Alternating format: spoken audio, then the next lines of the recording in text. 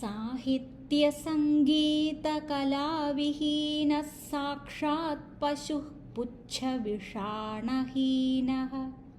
तृणं न खादन्नपि जीवमानस्तद्भागधेयं परमं पशूनाम्। साहित्यसङ्गीतकलाविहीनः साक्षात् पशुः पुच्छविषाणहीनः तृणं न खादन्नपि जीवमानस्तद्भागधेयं परमं पशूनाम्। साहित्यसङ्गीतकलाविहीनः साक्षात् पशुः पुच्छविषाणहीनः तृणं न खादन्नपि जीवमानस्तद्भागधेयं परमं पशूनाम्। साहित्यसङ्गीतकलाविहीनः साक्षात् पशुः साहित्यसङ्गीतकलाविहीनः साक्षात् पशुः पुच्छविषाणहीनः पुच्छविषाणहीनः तृणं न खादन्नपि जीवमानस्तद्भागधेयं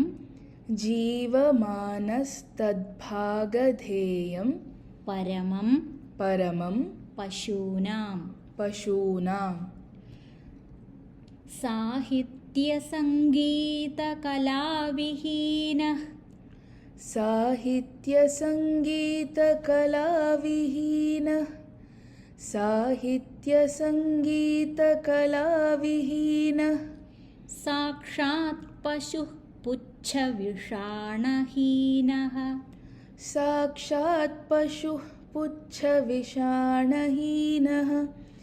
साक्षात् पशुः पुच्छविषाणहीनः तृणं न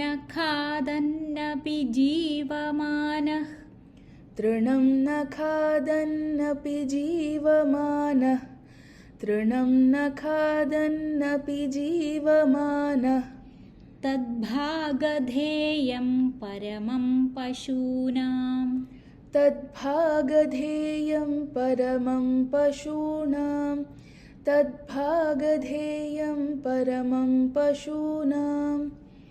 साहित्यसङ्गीतकलाविहीनः साक्षात् पशुः पुच्छविषाणहीनः साहित्यसङ्गीतकलाविहीनः साक्षात् पशुः पुच्छविषाणहीनः साहित्यसङ्गीतकलाविहीनः साक्षात् पशुः पुच्छविषाणहीनः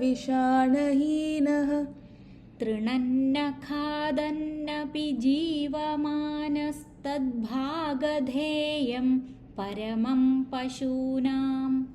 तृणं न खादन्नपि जीवमानस्तद्भागधेयं परमं पशूनाम्। तृणं न खादन्नपि जीवमानस्तद्भागधेयं परमं पशूनाम्।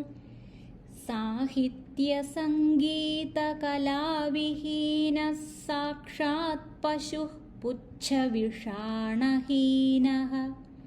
तृणं न खादन्नपि जीवमानस्तद्भागधेयं परमं पशूनाम्। साहित्यसङ्गीतकलाविहीनः साक्षात् पशुः पुच्छविषाणहीनः तृणं न खादन्नपि जीवमानस्तद्भागधेयं परमं पशूनाम्। साहित्यसङ्गीतकलाविहीनः साक्षात् पशुः पुच्छविषाणहीनः तृणं न खादन्नपि जीवमानस्तद्भागधेयं परमं पशूनाम्।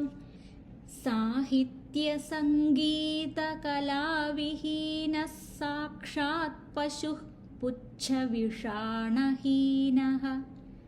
तृणन्न खादन्नपि जीवमानस्तद्भागधेयं परमं पशूनाम्